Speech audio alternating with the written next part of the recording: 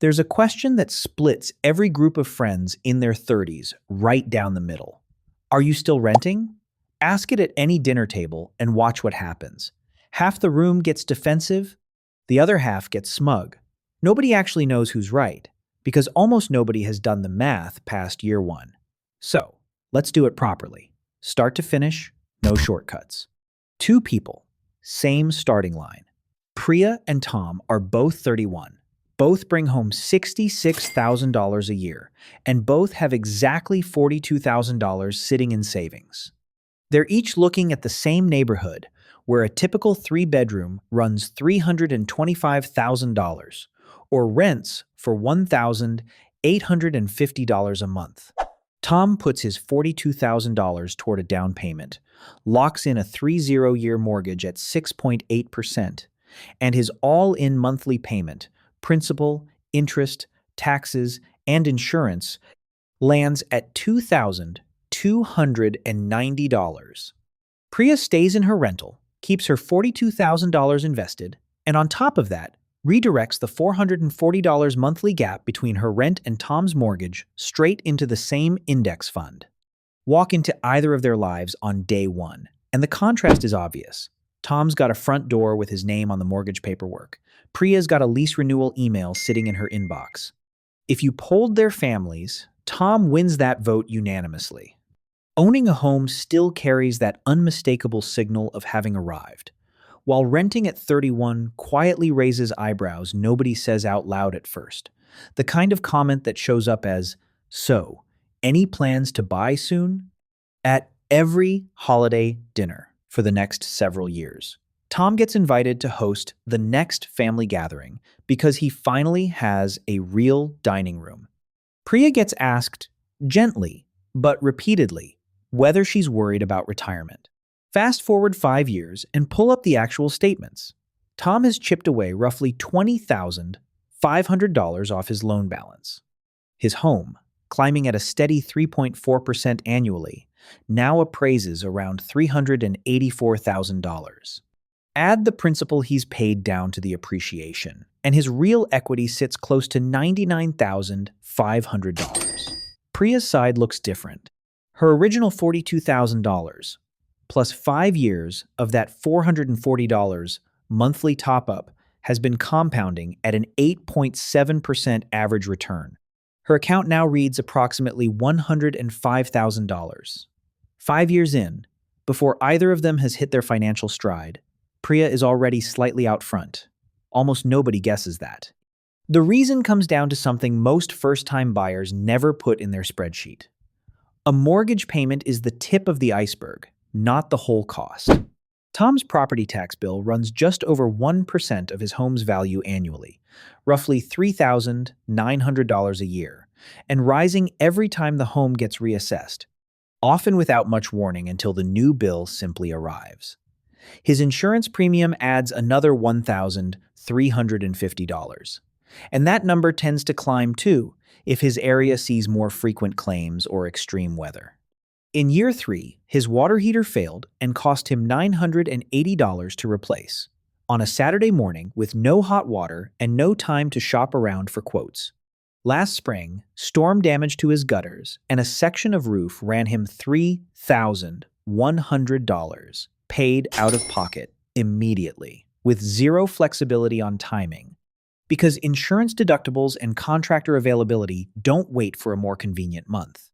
Add it all up, and a realistic homeowner spends somewhere between 1.5% and 2% of their property's value every single year, just keeping it standing. Money that vanishes without building him a single extra dollar of equity. Priya doesn't carry any of that. Her only added expense is renter's insurance, about $14 a month.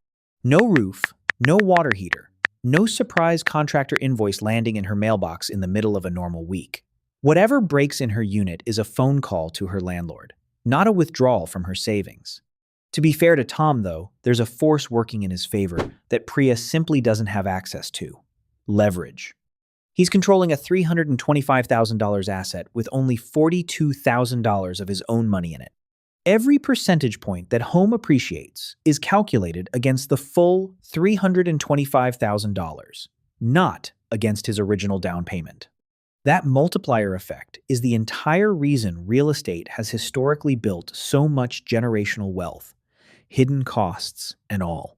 Push the timeline out to year 15, and the picture sharpens considerably. Tom's outstanding mortgage balance has shrunk to roughly $182,000. His home, still appreciating around 3.4% a year, is now valued near $530,000. Subtract what he owes, and his equity lands at approximately $348,000. Across those same 15 years, he's also sunk an estimated $54,000 into taxes, insurance, and repairs beyond the mortgage itself. Money that's permanently gone, the unavoidable toll of ownership. Priya's rent hasn't stayed frozen either. It's climbed at a typical 3% a year and now sits around $2,750 monthly. But she's kept investing the widening gap the entire time, adjusting her contribution upward as her rent rose. Compounded at that same 8.7% return across 15 years, her portfolio has grown to roughly $396,000. Stack the two numbers side by side. Priya at $396,000, Tom at $348,000. The renter comes out ahead by close to $48,000, which contradicts almost everything either of their families assumed at the start. But raw totals only tell half the story, because these two piles of money don't behave the same way. Tom's $348,000 is locked inside a single physical asset in a single zip code. Turning it into spendable cash means selling the house, paying a realtor, covering closing costs, or borrowing against it through a loan with its own interest rate attached, and none of that happens overnight. If he needed $30,000 for an emergency next month, that equity might as well not exist.